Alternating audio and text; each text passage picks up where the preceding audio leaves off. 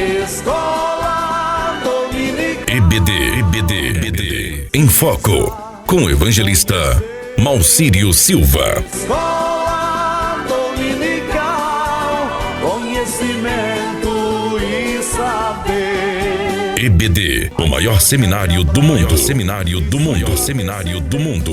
Moisés e a serpente e o encontro com... Meus queridos irmãos, meus amigos, cumprimento a todos com a santa e gloriosa paz do Senhor Jesus. Sejam todos bem-vindos a mais uma lição da nossa Escola Bíblica Dominical. Esta feita lição de número 8, comprometidos com a Palavra de Deus. Eu sou o evangelista Malcírio e convido você, neste momento, a se inscrever em nosso canal. Tá? Se inscreva no canal, compartilhe, comente, deixe seus comentários, ok? E vamos juntos compartilhar o amor de Deus e a sua palavra, que faz tanta falta na vida de muitas pessoas, daqueles que não têm esperança, daqueles que não sabem o seu rumo, não sabem para onde vai. Nós temos a incumbência de lhes mostrar o caminho. Então a lição de número 8 é comprometidos com a palavra de Deus. O termo comprometidos, na verdade, é um adjetivo, né, que deriva lá do substantivo compromisso. Né? Compromisso. E quando nós falamos de compromisso, nós, em todas as esferas da sociedade, nada pode ter sucesso se não houver comprometimento por parte daqueles que estão envolvidos no processo. Isso seja na educação, por exemplo, o estudante que não é comprometido com os estudos, certamente ele não terá sucesso na sua vida profissional. Né? Por quê? Porque falta o compromisso com os estudos, com a pesquisa, com a ciência. Né? Um casal que não tem comprometimento um com o outro, dificilmente se estabelecerá ou se solidificará o casamento. Por quê? Porque falta o compromisso.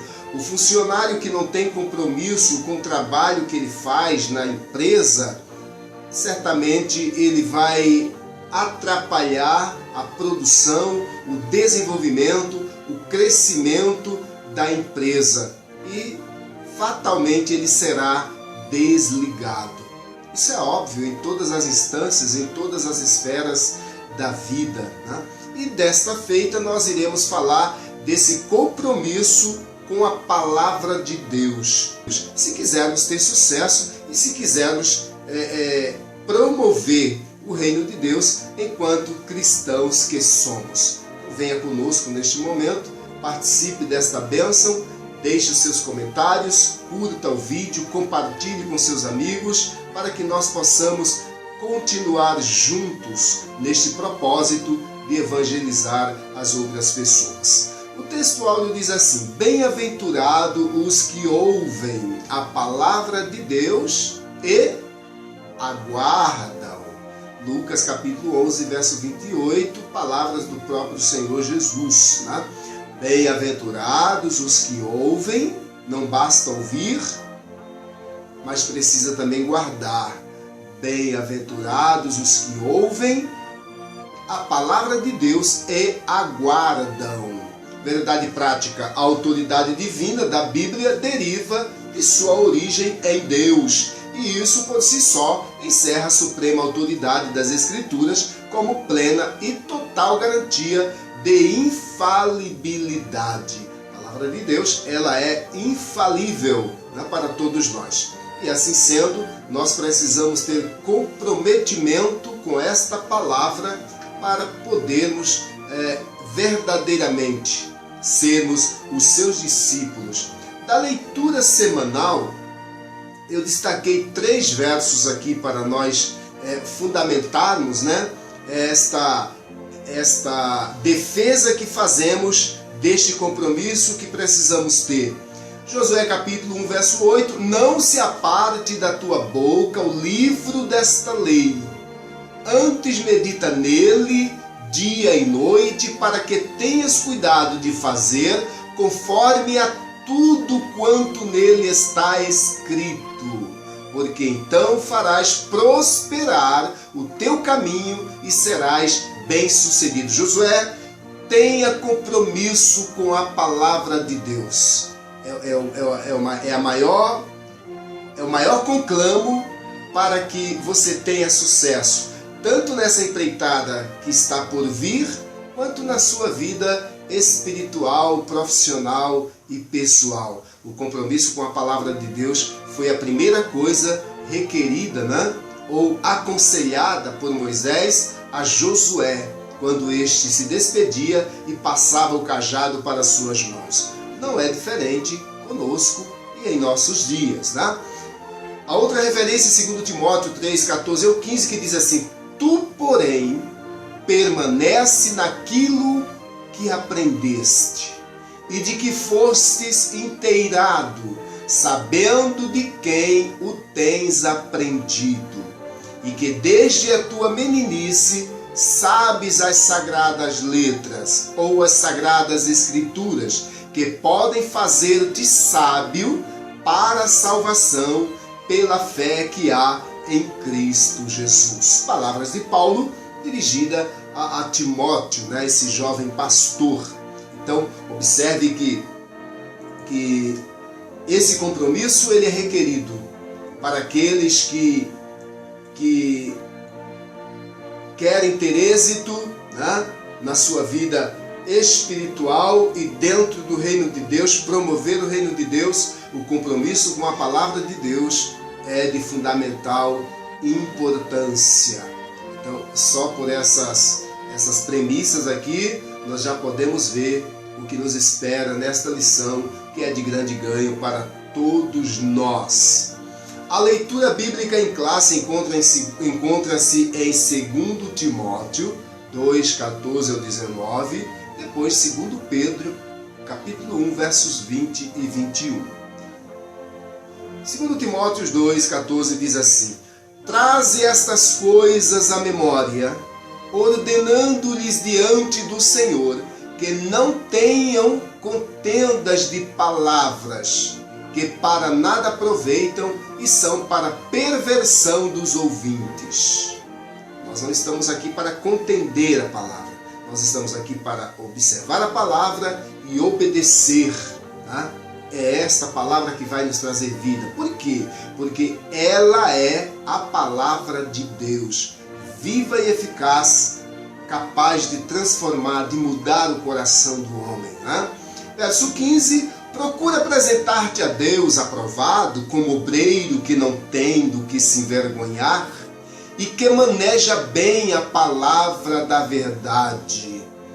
Verso 16: mas evita os falatórios profanos, porque produzirão maior impiedade.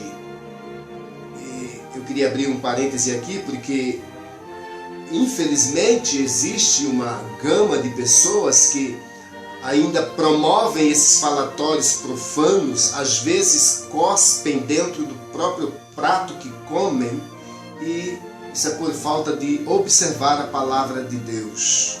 Por falta de observar a palavra de Deus.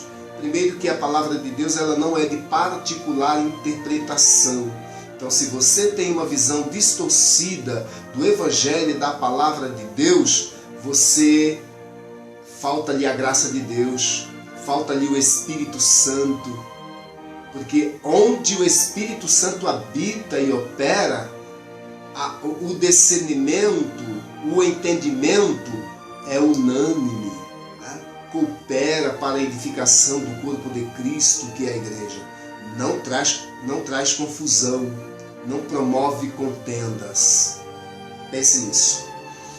Verso 17: e a palavra desses tais, profanos, que vivem de falatórios, a palavra desses roerá como gangrena, entre os quais são Himeneu e Fileto.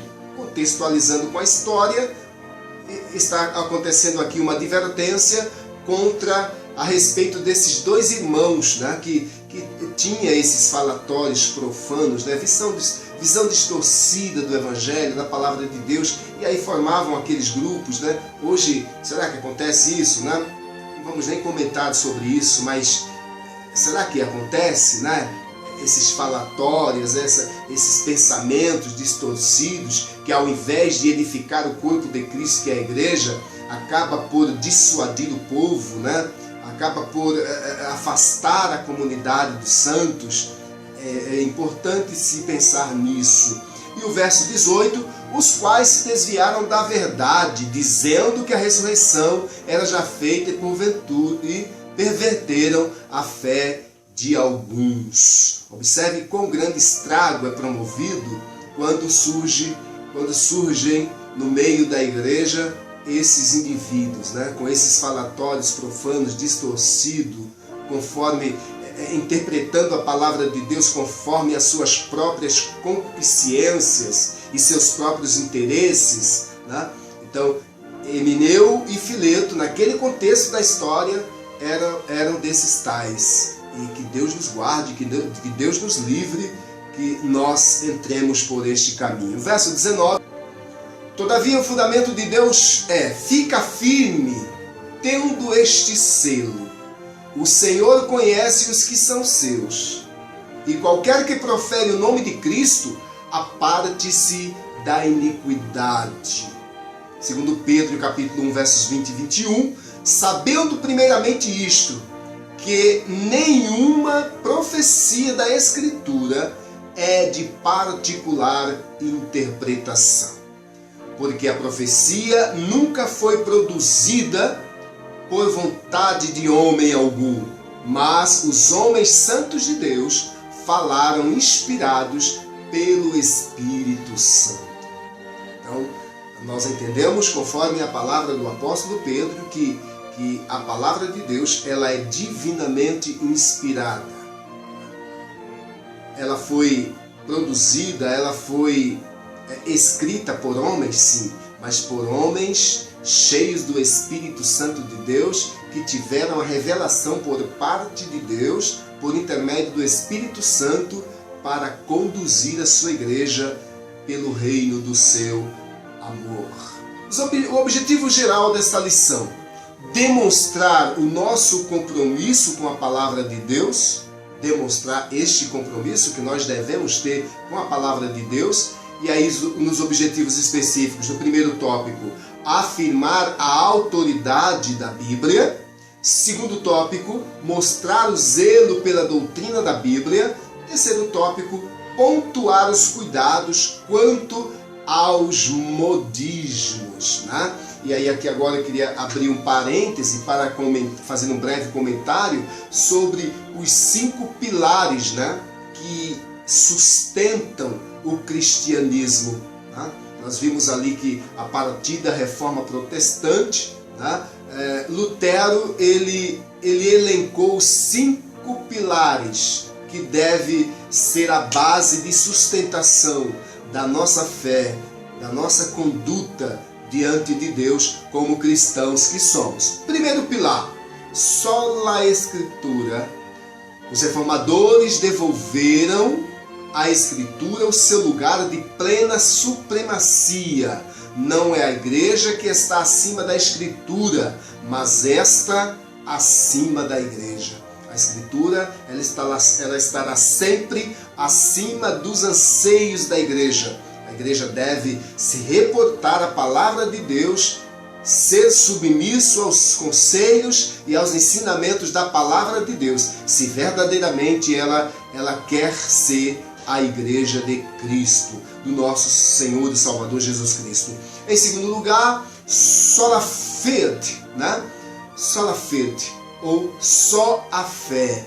A salvação não alcançada pelas obras, nem por uma parceria entre a fé e as obras. A salvação é recebida pela fé e pela fé somente em Cristo Jesus, o nosso Senhor e Salvador. Sola gratia, a salvação é uma dádiva de Deus. É um favor imerecido, é um dom imerecido. merecíamos o juízo de Deus, nós merecíamos, na verdade, o juízo, né, de Deus. Todavia, Ele nos ofereceu o perdão. Em quarto lugar, solos Christus. A singularidade de Cristo é eloquente em toda a Bíblia. Ele não é uma verdade entre outras. Não é isso que Cristo é. Uma verdade entre outras. Ele é a verdade que liberta. Em quinto e último lugar, solo Deo glória. Somente toda glória seja dada somente a Deus. Por quê? Porque toda glória do homem é vazia, é vanglória, é idolatria, é abominação para Deus. Só ao Senhor nosso Deus honra e glória. Tá? Então, entrando aqui na nossa lição, a introdução vai nos dizer que nós somos apegados à palavra e buscamos a orientação do Espírito Santo para nos ajudar na interpretação das Escrituras. As Escrituras não são de particular interpretação. Aonde o Espírito Santo de Deus habita e aonde ele coabita, as interpretações não são distorcidas, elas são unânimes. Seja na Assembleia de Deus, os nossos irmãos metodistas, os nossos irmãos batistas, os nossos irmãos, seja lá a denominação que você possa imaginar, se a fé está fundamentada na Palavra de Deus, na Bíblia Sagrada, não há distorção na interpretação e no discernimento da Palavra de Deus. Nós devemos estudar a relação dos pentecostais clássicos nesta lição e a leitura da Bíblia, a maneira como nós observamos as regras gramaticais e o contexto histórico e literário para compreender melhor o texto sagrado. Primeiro tópico, a autoridade da Bíblia. Nós herdamos dos reformadores do século XVI o conhecimento ou o conhecido sola Escritura, somente as Escrituras, um dos 5 pilares da Reforma Protestante. Nós citamos anteriormente os 5 pilares e vamos tomar como base aqui no subtópico 1, sola Escritura. Cada um dos 5 solae representa a chave de cada doutrina central dos reformadores, como Lutero, Zwinglio, entre outros. O brado de sola Escritura significa que a Escritura é a única regra de fé e conduta prática para a vida cristã. E é por meio dela que podemos conhecer e entender a vontade de Deus. 2 Timóteo, capítulo 3, verso 14 e 17. Na verdade, o que A, B ou C acredita, eu não quero nem fazer esse comentário, tá? Não quero nem fazer esse comentário. Respeito a crença de cada um, mas com base na palavra de Deus, algumas crenças que há por aí, né? Elas são distorcidas, elas não têm fundamentação bíblica conforme a orientação dos apóstolos, dos discípulos de Cristo. Tá? Nós vamos ver que os romanos têm a Bíblia e a tradição. Eles têm tanto a Bíblia como a tradição católica. Né?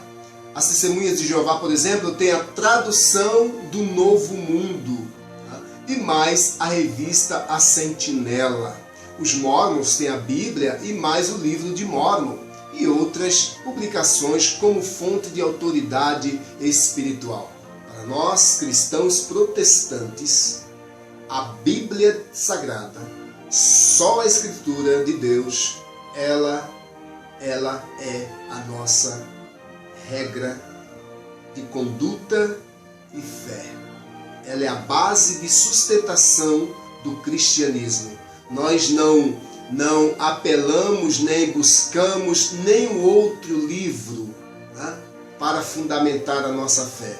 A nossa fé está na palavra de Deus. Ela é a nossa regra de conduta para um viver, para todas as instâncias de nossa vida, para todas as decisões e muito mais para a vida futura, para o porvir. Subtópico 2. Nossos fundamentos. Os pentecostais ainda são vistos por alguns não pentecostais e cessacionistas como um movimento que baseia suas crenças e práticas nas emoções e ensina a crença no cânon aberto. São interpretações equivocadas a nosso respeito. Não é assim conosco, ok? Nós cremos que a revelação canônica se encerrou com os apóstolos do Novo Testamento, 1 Coríntios 15, 8. A nossa fonte de autoridade é unicamente a Bíblia, conforme a declaração de fé das Assembleias de Deus. A Bíblia é a nossa única regra de fé e prática. Não necessitamos de uma nova revelação extraordinária ou pretensamente canônica, conforme postula 2 Pedro capítulo 1, versos 19 e 21. Não somos deístas. O que é o deísmo? O deísmo é a doutrina que afirma a existência de um Deus, mas que nele ou ele está muito longe de nós. E não é assim que nós cremos. Deus, ele está juntinho de nós, pertinho de nós, nos acompanha no dia a dia, conhece as nossas dores, as nossas angústias, as nossas aflições e nos direciona o melhor caminho que devemos seguir. Então, outra visão equivocada a nosso respeito, né? É como um relojoeiro que dá corda a um relógio e esquece-se dele. Nós somos teístas, isto é, cremos que Deus não está longe de cada um de nós, conforme Atos dos Apóstolos, capítulo 17, verso 27.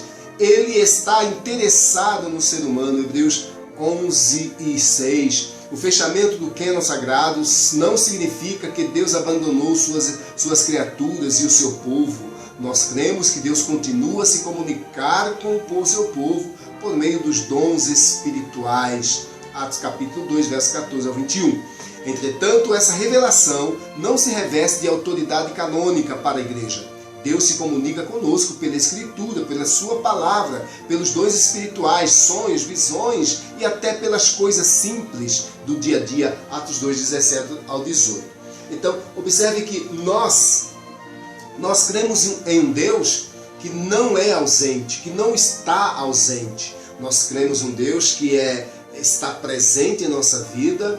Ele é onisciente, ele é onipresente, isso diz respeito aos seus atributos. Portanto, ele nos contempla e nos vê. E permite ou não que passemos às vezes por dificuldades, por provações, e nós ainda assim o louvamos e o adoramos, porque compreendemos também que ele é um Deus soberano. Isso significa dizer que Deus está acima de tudo e de todos. E ao mesmo tempo, o controle de todas as coisas continua e está em suas mãos. E é ele que dirige e que guia os nossos passos, né? É ele que direciona a nossa vida conforme o parecer da sua vontade. Então, meu querido, Deus não está longe. Deus não se calou no encerramento do cânon sagrado. Deus continua agindo e falando no meio do seu povo, seja por profecias, seja através dos dons espirituais de uma forma geral, através de cânticos, através de um sinal, através de um sonho, através de uma revelação. Deus está presente na vida daqueles que o amam e daqueles que o adoram. É importante. Essa é a principal diferença, né? Que nos faz diferentes de muitas denominações e religiões. Porque, na verdade, nós não praticamos uma religião. Nós vivemos uma vida de intimidade com o nosso Deus. Tópico 2. Zelo pela doutrina. O zelo pela doutrina tem ligações com a apologética cristã. Desde muito cedo na história, a igreja percebeu que a Bíblia precisa ser interpretada para que os crentes conheçam melhor o pensamento bíblico e a doutrina da igreja. É aí que entra a apologética cristã. Tá? e nos dá mais possibilidades de compreender, de entender as Escrituras. Os credos e as confissões de fé são documentos produzidos pelas igrejas com esse propósito. Primeiro subtópico: ensino ou instrução? A palavra doutrina vem do latim doctrina, que literalmente significa ensino, ou instrução. Mas o termo apresenta vários níveis de significado de acordo com o seu contexto. Quando o texto sagrado expressa e perseveravam na doutrina dos apóstolos, capítulo 2, verso 42, significa que os discípulos permaneciam seguindo os ensinos dos apóstolos. Nesse caso, a palavra doutrina significa ensino, instrução, orientação, conselhos, né? Deuteronômio 32:2. Estamos nos referindo aos ensinos bíblicos, né? Você deve lembrar da referência que lemos, né, em Josué capítulo 1, verso 8, quando Moisés lhes dá as diretrizes para que ele tenha sucesso, para que ele se dê bem nesta empreitada. Né? E eu quero aproveitar e até recapitular isso com você, né, para ficar bem claro, né, que nós continuamos observando conforme a palavra de Deus. Olha o que diz Moisés a Josué: não se aparte da tua boca o livro desta lei. Na verdade, isso é o próprio Deus falando com Josué. Não se aparte da tua boca o livro desta lei, antes medita nele dia e noite, para que tenhas cuidado de fazer conforme a tudo quanto nele está escrito, porque então farás prosperar o teu caminho e serás bem-sucedido. Então não tem como ser bem-sucedido no tocante à vida espiritual, à vida secular, nos nossos afazeres, se nós não formos obedientes à palavra de Deus. Subtópico 2. O conteúdo da fé. A palavra doutrina se aplica também a um corpo básico e coerente do ensino cristão. Como os credos, trata-se de um ensino sistemático sobre os dados da revelação. A fonte do conteúdo doutrinário é a palavra de Deus, auxiliada pela experiência cristã e com a ajuda do intelecto humano. 1 Timóteo 4,16 e 2 Timóteo 3,16. Isso se faz por meio do ensino da instrução. Quando o apóstolo Paulo diz: traz estas coisas à memória, ou seja, lembra-te daquilo tudo que você aprendeu, daquilo que te foi ensinado, daquilo que te foi orientado. Verso 14. Ele está se referindo à sã doutrina, a doutrina dos apóstolos, contrapondo os falatórios profanos. Quais eram esses falatórios profanos? Os falatórios que não tinham base na palavra de Deus e que atendiam muitas vezes aos anseios de determinado grupo ou pessoa. Isso são falatórios profanos. Tá? Quando eu quero adaptar a Bíblia à minha situação. Tá?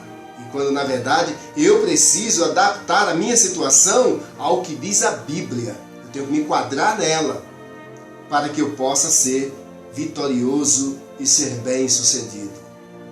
E pasme, mas há muitas pessoas que pecam, né? Pecam porque sem conhecimento dessa verdade, elas abrem a boca e profanam ainda mais o nome santo de Jesus, por falta de conhecimento de Deus e da sua palavra. Verso 16. Os credos e as confissões de fé são dois tipos distintos de documentos eclesiásticos, mas com o mesmo propósito, interpretar as Escrituras para sintetizar o ensino da igreja. Os credos são genéricos e as confissões de fé são mais elaboradas e específicas. Subtópico 3. A nossa confissão de fé e a Bíblia. A nossa confissão de fé não é de autoria particular, não, pois expressa o pensamento e a vida da igreja. Esse documento é subtendido às Escrituras e estão em conformidade com elas. Tá? a nossa declaração de fé ocupa extraordinária importância na vida da igreja como sumário doutrinário da Bíblia e ajuda para sua compreensão, além de servir como uma proteção contra as falsas doutrinas. Entretanto, a palavra final é a Bíblia, a declaração de fé expressa na doutrina oficial da Igreja de Cristo entre os pentecostais. Há no Novo Testamento embriões de credos e confissões de fé. Mateus 16:16, Filipenses 2:8-11, 1 Timóteo 6:13, que foram desenvolvidos ao longo da história da Igreja de Deus. Tópico 3. Cuidado quanto aos modismos. O nosso cuidado com a doutrina deve ir além do combate aos modismos e servir para defender a nossa fé das seitas e heresias. Como eu disse anteriormente, essas pessoas às vezes elas distorcem a palavra de Deus para atender os seus anseios, para atender os anseios de um grupo ou de uma pessoa, né? E assim fomentar as suas ideologias. E aí viver de acordo com a visão que ela tem de reino, ao seu bel prazer. A Igreja de Cristo, ela precisa refutar esses erros que se opõem aos ensinos bíblicos e persuadir os contradizentes para que eles se convertam ao Evangelho, o Evangelho de nosso Senhor e Salvador Jesus Cristo. Devemos fazer o melhor para Deus sempre. E nada mais nos dá tanta confiança e certeza do que a leitura da palavra de Deus. Porque muitas pessoas são levadas pelo engano dos homens?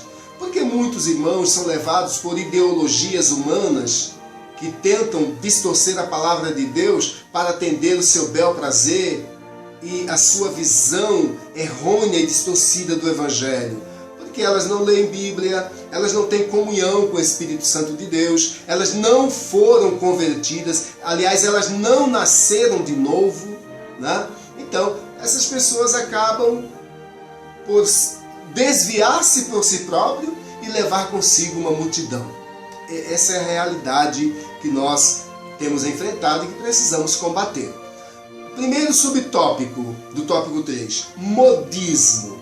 Essa palavra traz a ideia de que está na moda, né? Como está na moda agora, todo mundo, né? Agora vamos fazer uma oração, vamos orar. Oração para cá, oração para lá. E se essas pessoas não têm nem noção do que é oração. Compreende isso? Essas pessoas não têm nem noção do que é oração. Elas não sabem sequer que Deus não ouve a pecador. Deus só ouve ao pecador que se arrepende. A palavra de Deus diz isso. Deus não ouve a pecador. Deus ouve ao pecador que se arrepende. Então, são esses modismos, né, de que nós precisamos combater. São os ventos de doutrina que vêm e vão. Né? Vêm e se vão. Efésios capítulo 4, verso 14. Que tem caráter efêmero, passageiro, que para nada aproveitam. Em outras palavras, são inúteis e inaproveitáveis. Quem não se lembra do dente de ouro? Do dom de unção? Cai, do sopro, do aviãozinho, da rasteira, tudo modismo, tudo coisa de homens, tudo coisa de menino, pessoas que não têm conhecimento de Deus, o mínimo de conhecimento de Deus e de sua palavra, e começam a inventar moda e querem muitas vezes trazer isso para dentro da igreja de Deus. A febre dos anjos e de outras aberrações doutrinárias. Onde estão os seus promotores e expoentes? Você tem notícia dessa gente? Não há como combater esses abusos e essas práticas exóticas de verdadeiros exorcismos sem o conhecimento adequado da palavra de Deus. É por isso que a leitura sistemática da palavra de Deus é tão importante para nós. Tito capítulo 1, verso 9. Subtópico 2. Procura apresentar-te a Deus aprovado. Essa qualificação vem do Espírito de Deus. Apresentar-se a Deus aprovado significa estar disponível, testado e aprovado por Deus e reconhecido pela igreja. 2 Coríntios 10, 18. Se a igreja não reconhece, esqueça. Esqueça. Certamente você foi conduzido pelo homem. Por quê, pastor? Porque a igreja ela tem intimidade com Deus. A igreja tem intimidade com Deus. E essa intimidade que ela tem com Deus faz com que lhe seja revelada o iníquo, o falsificador, o mentiroso. É importante que nós compreendamos isso também. 2 Coríntios 10 e 18. Desde muito cedo na história do cristianismo que a igreja precisou enfrentar uma avalanche de heresias e aberrações doutrinárias ensinadas pelos falsos mestres. 1 Timóteo capítulo 1, verso 4, 6 ao 7, depois capítulo 4, verso 7, depois Tito 1 e 9. Os maus obreiros e os obreiros fraudulentos. Olha lá. Os maus obreiros e os obreiros fraudulentos. Quem são esses obreiros fraudulentos? A palavra fraudulento vem de fraude, né? Pessoas que fraudam a palavra de Deus para atender os seus anseios, para atender o seu caráter desobediente. 2 Coríntios 11, 13, Filipenses 3 e 2. Serão desmascarados e reprovados finalmente, conforme postula Mateus capítulo 7, versos 21 ao 23. Como obreiro que não tem do que se envergonhar. O termo obreiro, tanto em grego quanto em português, vem de obra, trabalho e tem significado amplo no Novo Testamento. Então nós entendemos que o obreiro neste contexto não é só aquela pessoa que tem uma credencial de cooperador, de diácono, de presbítero, não. Todos aqueles que têm compromisso com o Evangelho de Jesus são os obreiros de Deus. Então, procure apresentar-te como obreiro aprovado, que não tenha do que se envergonhar. Né? No sentido literal da palavra, refere-se ao trabalhador do campo, Mateus 20, verso 1. No sentido metafórico, a todos os que se dedicam à obra de Deus, Mateus 9, 37 ao 38. De maneira geral, aos apóstolos, tá? E demais oficiais da igreja, Lucas capítulo 10, verso 7, 1 Timóteo 5, 18. A nossa declaração de fé afirma: o termo obreiro é genérico e usamos praticamente para todos os cargos e funções na Igreja de Deus. Subtópico 4. Que maneja bem a palavra da verdade. O verbo grego para manejar bem é ortotmeo, literalmente cortar reto, cuja ideia é cortar em linha reta. A ideia é manter o curso correto, tá? É uma palavra rara, aparece uma só vez no Novo Testamento e duas vezes na Septuaginta, Provérbios 3 e 6, versos, e ainda capítulo 11, 5. O emprego paulino dessa palavra é metafórico e muitas interpretações já foram apresentadas ao longo dos séculos. A preocupação de Paulo é com o ensino correto da palavra de Deus, com base numa exegese sólida, com a aplicação para a edificação espiritual do corpo de Cristo, que é a Igreja de Deus, conforme eu já havia falado lá no início. Tá? Isso significa também não fazer uso da palavra no púlpito para atacar algum desafeto entre os irmãos por meio de indiretas. Púlpito não é lugar de desabafo. Nós precisamos usar a palavra de Deus para edificação da igreja, para edificação do corpo de Cristo. Então nós não vamos aqui agora ler versículos específicos com a pretensão de atingir alguém. Deus não se agrada disso. O seu trabalho está sendo de tolo, seu trabalho está sendo em vão. Então se corrige pela palavra de Deus e começa a obedecê-la, porque te produzirá melhor e maior resultado. Deus abençoe a todos nós. Chegamos aqui ao final de mais uma lição. A conclusão diz assim: nós temos compromisso com a palavra de Deus e cremos que ela é a única revelação de Deus escrita para a humanidade. A Bíblia ela não contém a palavra de Deus. A Bíblia é a palavra de Deus. Ela é a nossa única regra de fé e conduta cristã. É por isso que o mundo nos odeia. É por isso que até outras denominações, às vezes, nos odeiam. Por quê? Porque o nosso manual é a Bíblia Sagrada. E se você não a lê, procure entrar por este caminho da leitura, da pesquisa, buscar o entendimento, buscar o discernimento, né?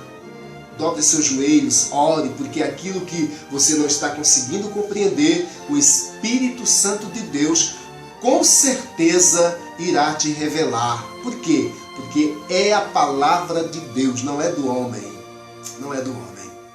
Diante disso, fica claro que nenhuma outra literatura exerce autoridade sobre a nossa vida, sobre a vida da Igreja de Deus. Que Deus abençoe a todos em nome de Jesus e que esta lição sirva de edificação espiritual para a sua e para a minha vida, para a vida da igreja. Deus abençoe a todos em nome de Jesus.